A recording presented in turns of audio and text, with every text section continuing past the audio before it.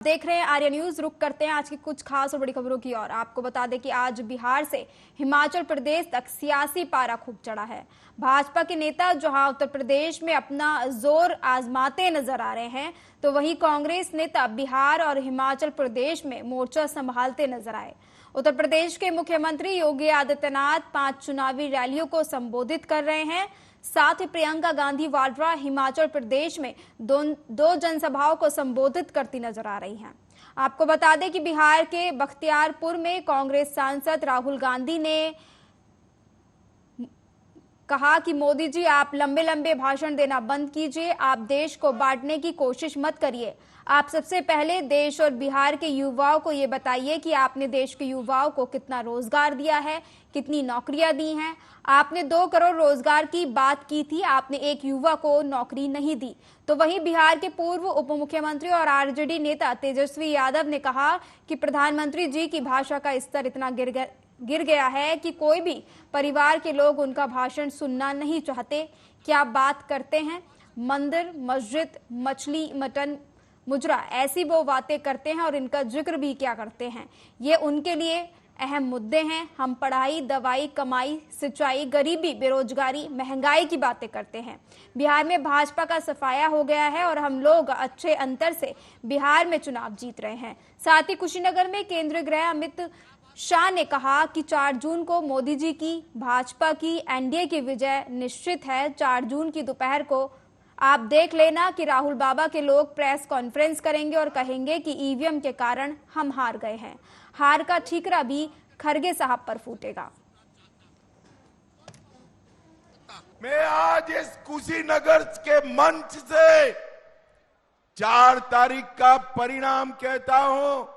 राहुल बाबा, आपकी पार्टी को 40 भी पार करना नहीं है, मेरी बात याद रखना।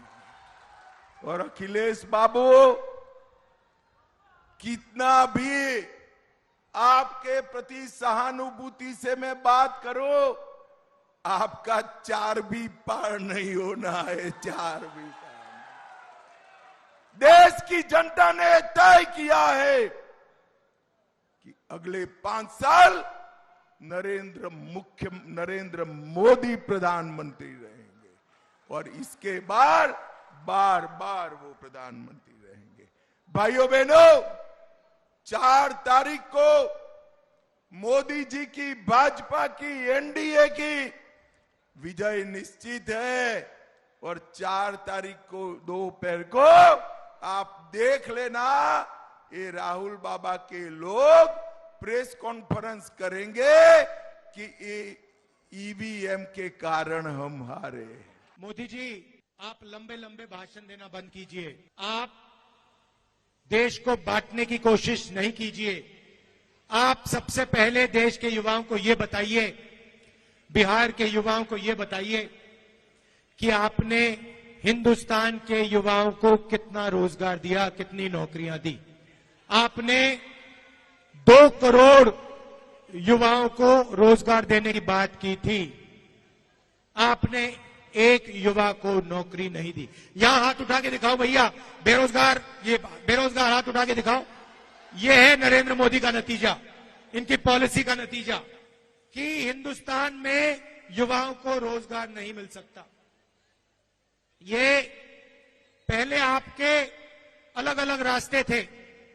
सेना में आप जा सकते थे, पब्लिक सेक्टर में जा सकते थे, प्राइवेट सेक्टर में आपको रोजगार मिल सकता था। नरेंद्र मोदी ने नोटबंदी, जीएसटी लागू करके रोजगार के रास्ते बंद किए और सेना में अग्निवीर लागू करके जवानों को मजदूर बना दिया। तो मैं आपसे सबसे पहले यह कहना चाहता हूं, नरेंद्र मोदी कुछ भी कहें, 4 जून के बाद इंडिया की सरकार आने वाली है।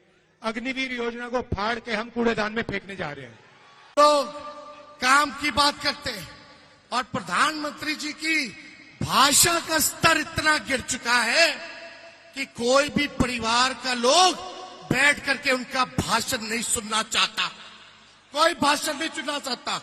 क्या बात करते हैं, मंदिर, मस्जिद, मछली, मटन, मुजरा, ऐसी ऐसी बातों का वो जिक्र करते हैं। ये उनके लिए मुद्दा है।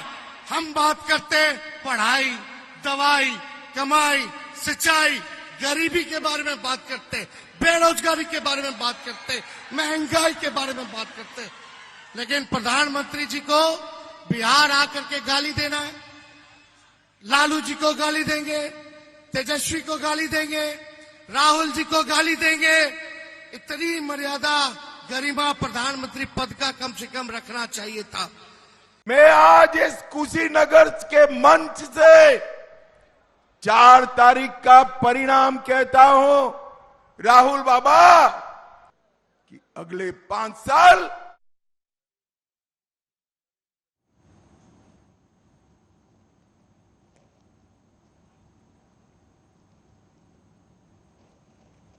तो आपने देखा कि किस तरीके से आज जो है बिहार में राहुल गांधी ने रैली की, साथ में तेजस्वी यादव भी नजर आया और तमाम तरह के आरोप बीजेपी पर लगाए गए।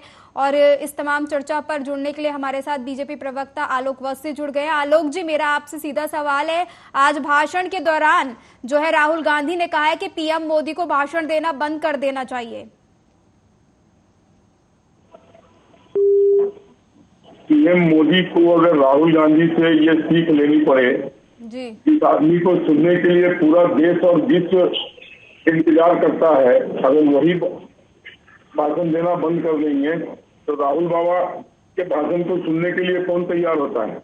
जी। आप भीड़ देखिए, नरेंद्र मोदी जी के रैलियों में भीड़ और उनके भाषण का भीड़, जी। राहुल गांधी को उसमें उसका आधा भीड़ भी नहीं मिलता, 1/4 भीड़ भी नहीं आती है।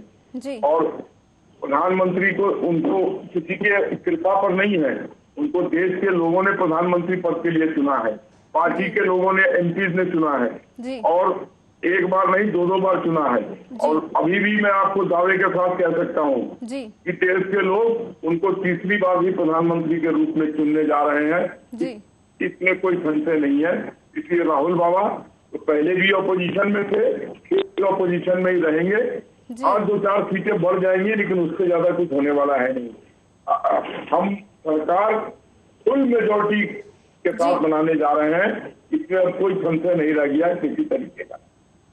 राहुल गांधी कह रहे हैं जनसभा के दौरान कि पीएम मोदी जो है मुद्दे की बात नहीं करते हैं।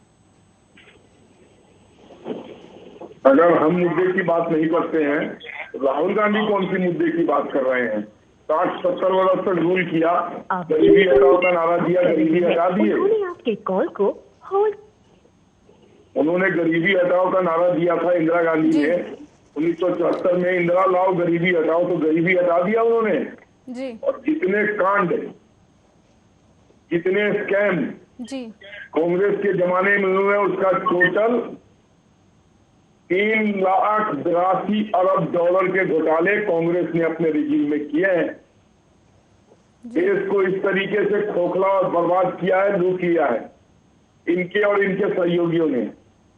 आज जितने भी शीर्ष के नेता हैं कांग्रेस के, सब किसी न किसी केस में जेल पे हैं। जी। वहीं भारतीय जनता पार्टी का स्वच्छ साफ चेहरा है, हमारे लोग साफ सुथरे हैं। 10 साल में एक भी स्कैम नाम की चीज कहीं से सुनने को भी नहीं मिला। जी। तो इसलिए हमारा उनसे कोई कंपैरिजन नहीं है। हम तो सरकार बनाने के लिए लड़ रहे थे, ये तो अपनी साख बचाने के लिए लड़ रहे थे। यहाँ जी हम नेशनल पार्टी हम है, हमारा इमेज बच गया नेशनल पार्टी का, बस सरकार बनाने की रेस में न ये थे, न है, न रहेंगे आने वाले 30-40 साल तक। भारतीय जनता पार्टी इसी तरीके से अपने नुमाइंदे बदलकर और देश का सेवा करती रहेगी, जनता के आशीर्वाद। जी देखिए, मैं आपको बता दूं कि इस दौरान राहुल गांधी के साथ जो है रैली में तेजस्वी यादव भी मौजूद थे और तेजस्वी यादव कह रहे हैं कि प्रधानमंत्री नरेंद्र मोदी जो हैं जब जब बिहार आते हैं वो तब सिर्फ और सिर्फ अभद्र भाषा का प्रयोग करते हैं, ना ही मुद्दे की बात करते हैं, ना ही बेरोजगारी का मुद्दा उठाते हैं।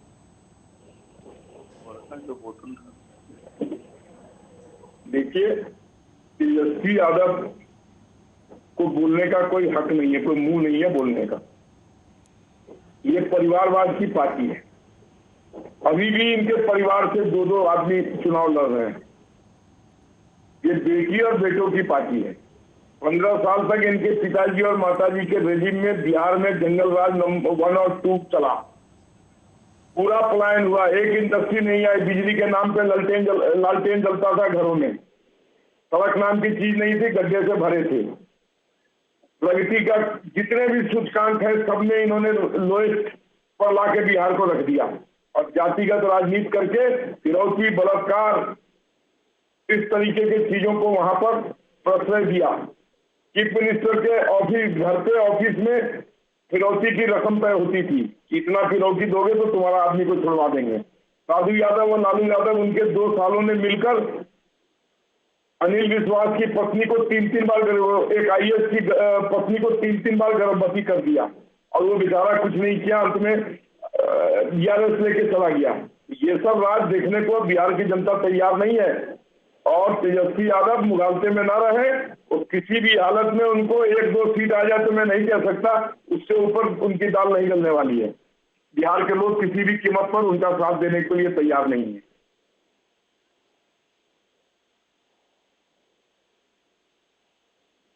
इस दौरान जो है राहुल गांधी ने यह भी कहा है कि जिस तरीके से अग्निवीर योजना लागू की गई थी वो ठीक नहीं थी और हमारी सरकार जैसे ही आएगी हम अग्निवीर योजना को रद्द कर देंगे। अगर आएंगे तब ना, आएंगे ही नहीं, आने का कोई सवाल ही नहीं है। मुंगेरी लाल के हसीन सपने देखना बंद कर दे जी, इस कीमत पर नहीं आने वाले हैं।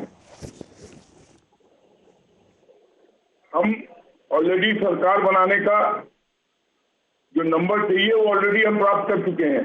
अब तो हम रिकॉर्ड बनाने के लिए आगे 7वें चरण की लड़ाई लड़ रहे हैं।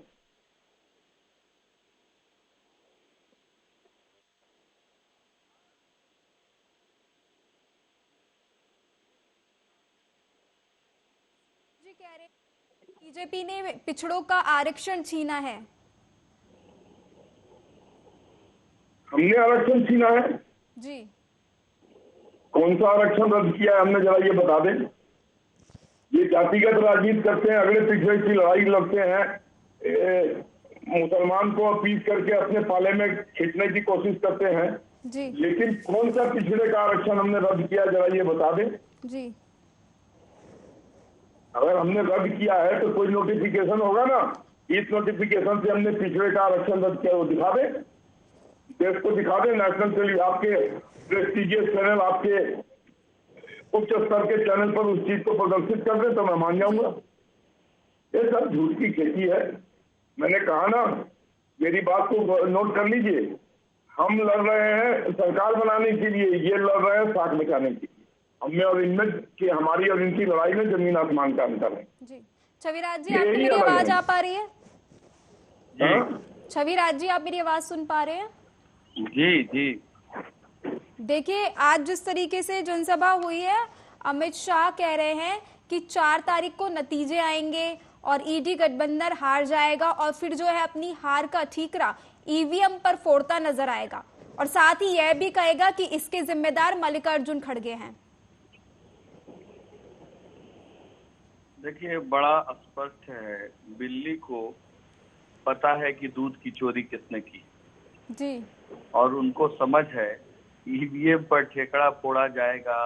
चुनाव आयोग 6% जो रिपोर्ट डेली जारी होनी थी 11 दिनों के बाद जो है वो जारी कर रहा है और 6% बढ़ोतरी के साथ जारी कर रहा है। तो मैं एक बार फिर दोहराता हूँ, चोर को पता है कि चोरी किसने की।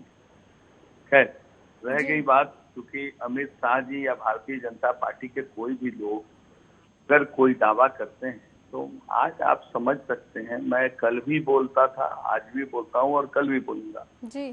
चुनाव एक मुद्दे पे लड़ी जाती है। मुद्दा जनता के लिए तय होता है, मुद्दा जनता के सुविधा के लिए तय होता है। फैसिलिएट करने वाले का नाम होता है सरकार। और आज मेरे भाई साहब पर तो मुझे बार बार तरस और अफसोस आता है, मैं समझ नहीं पाता आलोक जी की बातों का जवाब क्या दूं। ये बार बार कहते हैं कि चोरों का एक पार्टी है तो फलाना जेल में, फलाने बेल पे, ये लगातार अभी फिर एक बार बोल रहे थे और मेरा जवाब इसलिए दोबारा दोहराना जरूरी हो जाता है जी कि 10 साल में इनको कांग्रेस पार्टी पे तो यकीन कभी हुआ नहीं, इनको खुद के यशस्वी प्रधानमंत्री नरेंद्र भाई मोदी जी पे भी जो अवतरित हुए हैं उन पर भी यकीन नहीं है। 10 सालों में जेल आज तक नहीं करा पाए। मैं इनको खुला चैलेंज देता हूं आर्या न्यूज के इस मंच से कि अगर हमारे किसी भी व्यक्ति पे कोई भी आरोप है तो झूठा जनता को बरगलाने की कोशिश न करते हुए सबसे पहले उसको अरेस्ट करके अंदर करें और देश में अमन और चैन और शांति का सांस लेने का मौका दें, ना कि ईडी, सीबीआई और इन सब चीजों का छापा दिला करके भारतीय जनता पार्टी में आप उन लोगों को बुलाते हैं। हेमंता साहब को किस बात के लिए ले गए थे पार्टी में? उनपे चोरी और घोटाले का इल्जाम लगाने वाले यही लोग आज गोद में बिठाए हैं। तो ये क्या मतलब है? यहाँ अगर कांग्रेस में कोई है तो चोर है, हम आपको जानते नहीं और फिर आप मेरे साथ आ जाओ तो हम साथ साथ हैं। तो इन सब तरह की नीतियों से पहले नीति निर्धारण तय होना चाहिए कि क्या ये अटल जी की कांग्रेस, अटल जी का भाजपा है, क्या ये मुरली मनोहर जोशी और लाल कृष्ण आडवाणी का भाजपा है, फिर दो लोगों द्वारा चलाया जाने वाला एक गिरोह है। तो जो गिरोह की बातें हैं वो ज्यादा आसानी से इन चीजों को कह सकते हैं कि फलाना जेल में, फलाना बेल पे। तो ये सब तरह का झूठा आरोप लगा के जनता को बरगलाने की कोशिश बंद करें। जी आलोक जी, क्या कुछ प्रतिक्रिया है छविराज जी की? छविराज जी, मैं आलोक जी से जानना चाहूंगी। छविराज जी कह रहे हैं चोर को पता है चोरी किसने की है। हमने अगर कोई चोरी की है तो हमें कोर्ट में क्यों नहीं घसीटते हैं सबूत के साथ? टेलीविजन पर कह के हमें चोर डकैत घोषित कर देते हैं, लेकिन हम तो हमने तो अगर किसी को पकड़ा है किसी चीज में तो उसको कोर्ट में पेश किया है, उसको सजाएं दिलवाई है, उसको जेल की हवा खिलवाई है। इनके पास कोई सबूत है तो हमको, हमारे आदमियों को ले जाए कोर्ट में। टेलीविजन पर कह देने से हो गया मामला। मैं टेलीविजन पर आपको कुछ भी कह दूं, आप चोर हैं, आप बलात्कारी हैं, आप मर्डर हैं, तो इससे क्या प्रूव हो जाएगा? ये आपकी शुरुआत करना शोभा नहीं देता है। अगर आपके पास छविराज जी आप चुप हो जाइए अभी।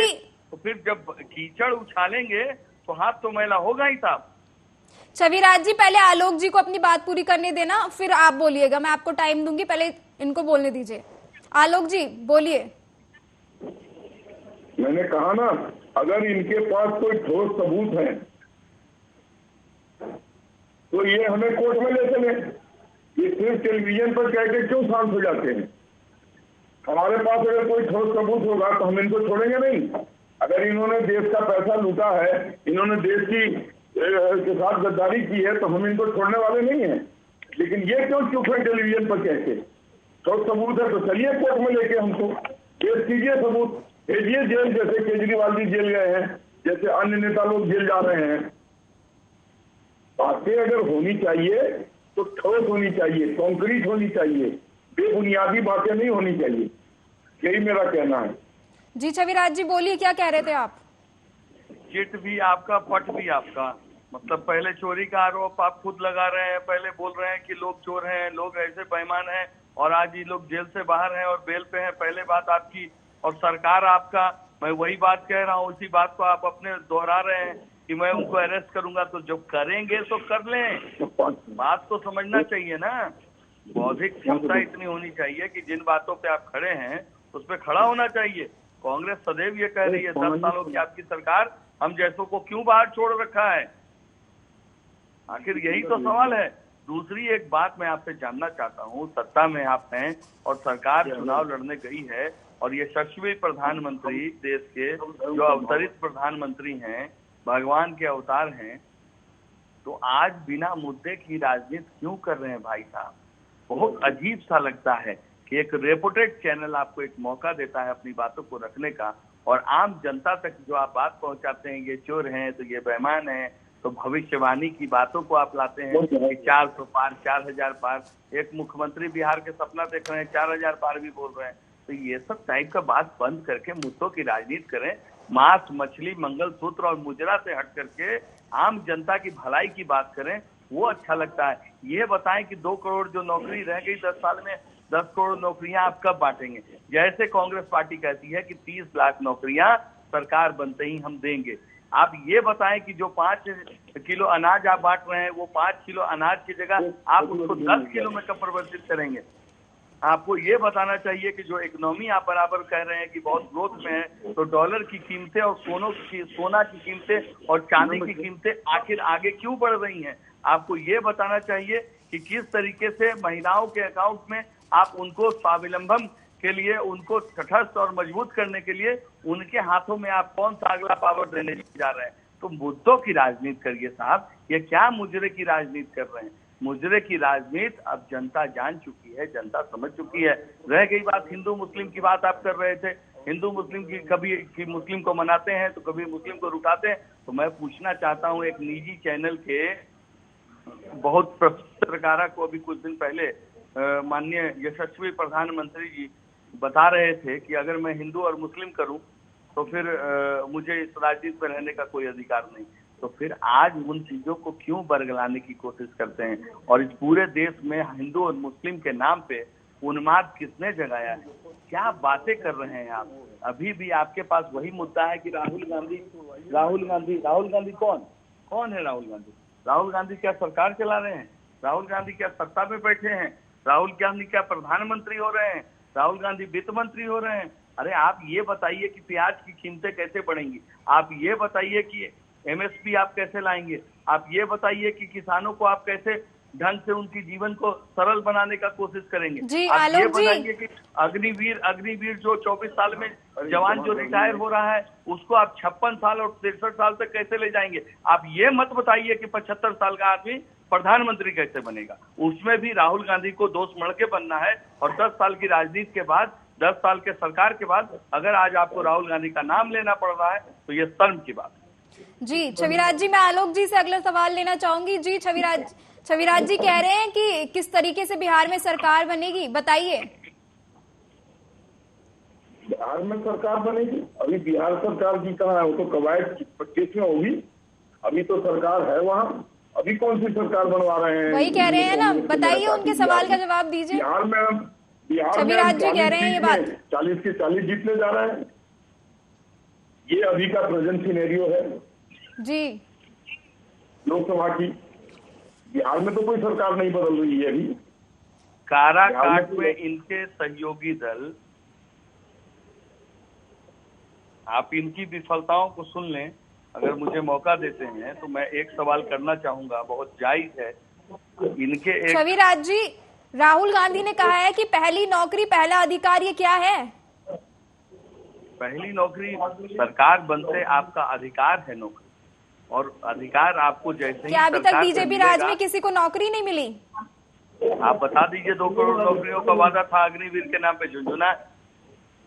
और दूसरी बात मैं आपको बताना चाहता हूं मैडम कि काराकाट में एक चुनाव लड़ने आए हैं जो कि धनबाद से भारतीय जनता पार्टी के टिकट को ठुकरा के काराकाट से लड़ने आए हैं। दूसरे जो उम्मीदवार हैं वहाँ उपेंद्र कुशवाहा हैं, और वहाँ जो है चीनी मिल और फैक्ट्रियां बंद पड़ी हैं। 15 साल से डीजल इंजन, पेट्रोल इंजन या सीएनजी के डबल इंजन की सरकार चल रही है यहाँ भारतीय जनता पार्टी और जदयू की।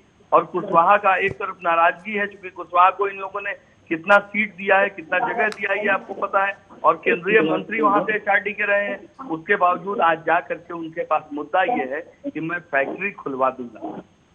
शर्म आनी चाहिए कि 10 सालों तक केंद्र में सरकार और 15 सालों तक डबल इंजन की सरकार, और आज भी जनता को बरगलाने की कोशिश। तो मुद्दों की राजनीति करें साहब। आलोक जी, मेरा अगला सवाल आपसे, राहुल गांधी कह रहे हैं कि पीएम मोदी ने नौजवानों को मजदूर बना दिया है।